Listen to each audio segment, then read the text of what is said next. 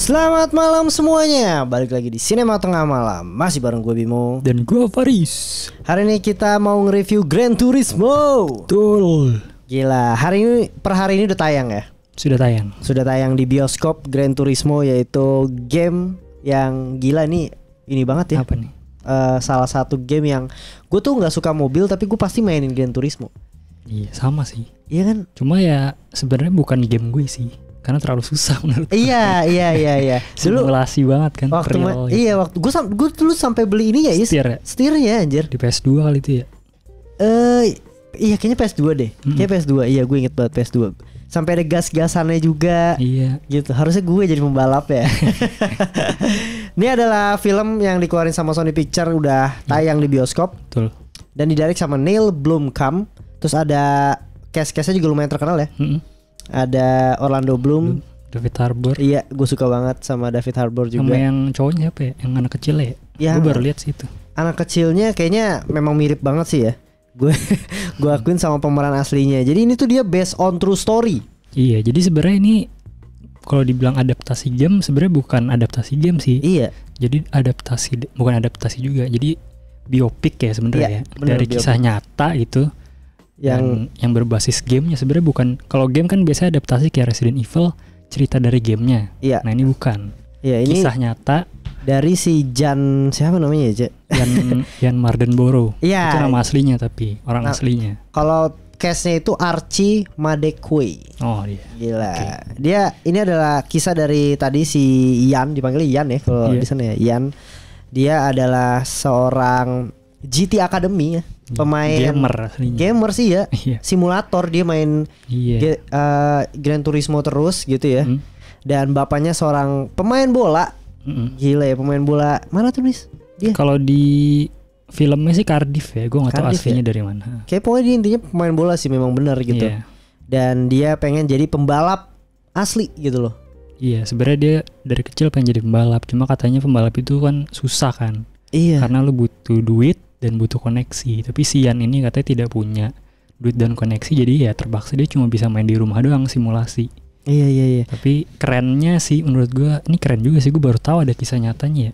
Ternyata Nissan punya project itu ngambilin orang dari pemain simulasi Gran Turismo buat dijadiin racer beneran. Anjir, itu gila juga sih. Iya sih, itu adalah salah satu project yang gue nggak nyangka. Kayak itu kan lumayan riskan ya. Dan siapa orang gila yang bener sih kata dari kepala gue yang siapa orang gila yang coba lu tadinya main game mau dijadiin pembalap anjir. Makanya maksudnya itu kisah secara garis besarnya gitu ya. Menurut gue itu perfect banget sih membuat film. Kayak itu fiksi banget anjir, tapi kenyataan jadi kejadian beneran gitu guys. Dan menurut gue itu perfect banget untuk dijadiin film gitu ceritanya. Iya. Tapi apakah film ini perfect? Ini yang mau kita bahas gitu ya. Gue setuju sama Faris dari garis besar cerita dan mengangkat based on true story-nya ininya itu bagus banget. Apalagi kisah nyatanya tuh dramatis juga kan. Iya. Ternyata gitu. Parah. Dia punya kayak banyak setback yang harus dialami, terus ternyata dia berhasil gitu. Iya, kalau lu cari si karakter utamanya si Ian ini lu di Google, itu tuh pasti langsung masuk berita insiden tunggal. Langsung keluar tuh dia pernah terjadi kecelakaan, tapi ternyata backstory-nya adalah dia tuh pemain simulator Gran Turismo. Dan inilah yang mau diangkat di film ini. Bener kata Faris, apakah perfect? Nah ini yang mau kita bahas. Menurut lu gimana? Kalau dari pandangan gue pribadi ya sebenarnya dari plotnya gitu ya, dari premisnya ya udah pasti seru banget gitu. Dari castnya juga ada David Harbour sama Orlando Bloom, gue juga suka. Tapi di sini kayaknya kemasannya kali ya, gue merasa kurang dramatis dan kurang emosinya gitu. Gue setuju di bagian dramatisir sih. Menurut gue sebenarnya potensinya besar sih untuk menjadi film yang sangat dramatis gitu, yang bisa lu bikin nangis banget gitu. Bro. Tapi di sini rada kurang di situnya sih. Mungkin detail akan kita bahas nanti, tapi gue sama sih sejauh ini karena gimana ya? Sebenarnya filmnya gue enjoy banget. Kayak dari ini kan film racing lah jatuhnya ya, film balapan mobil gitu. Dari aspek balapan mobilnya seru banget menurut gue aja semuanya. Kayak balapan mobil kan pasti ada dramanya kan, kayak lu nyaris mau kalah gitu, terus juga harus mengalami banyak rintangan gitu, kecelakaan segala macam. Itu di situ seru tuh menurut gue. Seru banget gitu film Gran Turismo, semua drama tentang racingnya itu seru banget. Tapi menurut gue kelemahannya adalah ketika lu keluar dari cerita Ian di GT Academy atau dia menuju ke racingnya, itu menurut gue di situ dia lemah banget sih. Iya. Kayak kenapa jadi bosen ya? Iya. Maksud gue, dan inti dari, bukan inti ya, maksudnya nyawa dari film ini menurut gue adalah keluarganya Ian. Betul. Tapi kenapa keluarganya sangat dikit gitu screen time-nya? Padahal setiap keluarga yang nongol nih ya, ketika dia balapan, mata gue tuh selalu berair gitu, nyaris keluar gitu, nyaris netes lah, selalu itu setiap keluarga yang muncul. Tapi kenapa nggak dibanyakin gitu? Padahal itu akan lebih bagus menurut gue, bisa sampai bikin kita nangis. Jadi itu sih. Gue setuju sih, karena kan konfliknya dibuka memang antara konflik ayah dan anak betul. gitu ya. Yang walaupun itu udah menjadi sebuah cerita yang menarik banget gitu, dibuka dari situ, tapi kenapa itu dieksplornya dan itu baru di akhir doang gitu loh. Padahal maksudnya kan selama dia di GT Academy dia mengalami banyak kegagalan kan. Iya. Maksud gue kalau dia dieksplor keluarganya di situ, bikin dia lebih down lagi gitu loh. Ketika dia gagal, kayak diliatin lah bapaknya kayak udah gue bilang kan lu gak bakal bisa gitu-gitu, tapi mereka tidak memperlihatkan itu gitu. Justru malah fokus di GT Academy. Dan yang menurut gue bikin film ini juga agak kurang, si karakter Audrey apa Aubrey sih pacarnya? Audrey. Nah itu maksud gue, harusnya lu fokus ke Ian dan relationship ke keluarganya, tapi dia malah fokusnya ke Aubrey yang tidak membawakan emosional ke gue gitu. Pacarnya malah bikin apa ya, ngabisin screen time. Iya benar. Maksud gue impactnya juga tidak ada hubungan yang kayak cuma ya udah remaja jatuh cinta aja gitu. Kenapa nggak difokusin di bapaknya? Gue setuju sih sama lu di bagian itu mungkin request dari Ian. Marden Bro-nya beneran. Iya benar. Pacar gue masukin loh. Gue setuju sih, maksud gue kalau untuk bagian itu juga termasuk gitu ya. Tapi menurut gue di GT Academy-nya juga tentang lu nge-treat sebagai ke pembalap gitu ya. Gue merasa harusnya dapat lebih gitu. Gue tahu lebih dalam gitu gimana sih susahnya jadi pembalap, gimana sih lu rintangan itu seperti apa. Ini kan cuma kayak cepet aja gitu loh, pace-nya bener-bener cepet banget gitu loh. Iya karena emang susah sih ya. Maksudnya ini aja menurut gue udah kerasa lumayan lama filmnya. Iya. Dan mereka emang banyak gitu yang harus diceritakan dari dia awal masuk GT Academy sampai balapan di Lemang. Rada susah sih, cuma ya gimana ya. Cuma gue rada jampinya emang kerasa sih. Gue ngerasa gini sih, maksud gue kan itu kan emosi yang gue rasain memang rada sedikit loss gitu di awal sampai tengah lah menuju akhir. Tapi akhirnya tuh gue dapat, walaupun di akhirnya gue suka banget di Le Mans ya. Iya. Di Prancis itu balapan terakhir itu kan balapan 24 jam ya. Lu bayangin balapan race 24 jam, itu aja gue baru tahu dan gila 24 jam nih gimana nih gitu. Walaupun gue udah sempat baca kisahnya, spoilernya di juara berapa, tapi tetap menarik gitu loh. Iya. Gue tuh berharap tuh balapan yang 24 jam di Le Mans itu yang di Prancis itu udah di-spill di awal-awal dikit gitu loh. Entah baru ketemu si David Harbournya, pelatihnya, yang kayak pelatihnya bilang kayak mungkin gue gagal gara-gara gue pernah balapan gila susah banget tuh tracknya. Jadi pas di ending, anjir ternyata balapannya di sini nih, hal yang susah banget gitu. Udah kan ke-build gitu. Iya, tapi di ending-ending yang udah kayak oke, gue balapan di sini, gue jatuh tuh scene berikutnya lu balapan di sini di Prancis juga gitu. Ya, tapi sebenarnya foreshadowing udah dari awal sih, kayak pertama kali dia main. Iya, tapi kan kita tidak tahu itu di mana dia. Iya. Mantep sih sebenarnya, gue suka sama di endingnya bro. Mantep banget anjir. Menurut gue balapannya juga bagus sih, karena kan memang ini film balapan, jadi harus di highlight juga balapannya. Kayak ada momen dia slow mo gitu kan, terus dia ngeliat jalurnya, itu gue suka banget sih. Iya. Kayak Premium Rush nih kan gue. Film sepeda tuh. Terus kayak juga jalurnya. Ini juga ada beberapa yang reveal ke game juga. Kayak ada beberapa yang misalnya kayak achievement atau gitu-gitu ada juga. Elemen gamenya. Iya, elemen gamenya juga bagus sih, gue suka sih. Iya, terus ada beberapa kamera kayak di atas mobilnya gitu kan, kayak lagi main Gran Turismo gitu. Itu bagus sih dia. Stylenya kayak gitu segala macam. Terus ada efeknya yang tiba-tiba mobilnya berubah jadi di kayak dia main waktu main game, itu juga bagus. Gue juga suka. Efek akan kita bahas ya abis ini. Tapi gue juga suka style directornya kalau lagi balapan gitu ya. Suka ngasih zoom in ke engine itu. Itu keren sih. Iya sih. Itu soundnya juga jadi makin mantap ya. Itu nonton di IMAX kan. Wah, gila bro. Iya, itu sih dramanya sih. Kalau dari segi drama, menurut gue missed opportunity, harusnya keluarganya harus lebih dieksplor lagi, karena ketika keluarganya nongol tuh gue selalu sedih lah. Iya. Kalau itu lebih dibanyakin seharusnya dijadiin inti dari filmnya itu akan lebih bagus sih. Iya, gue juga setuju sih. Kalau VFX gue pengen bahas sedikit sih. Sebenarnya VFX-nya bagus ya. Maksudnya secara kualitas kayak visualnya bagus banget sih VFX-nya. Kayak banyak kan yang dia lagi nyetir yang tadi Bimo bilang. Jadi kayak ada mobilnya gitu segala macem. Tapi menurut gue lemahnya adalah VFX-nya bagus.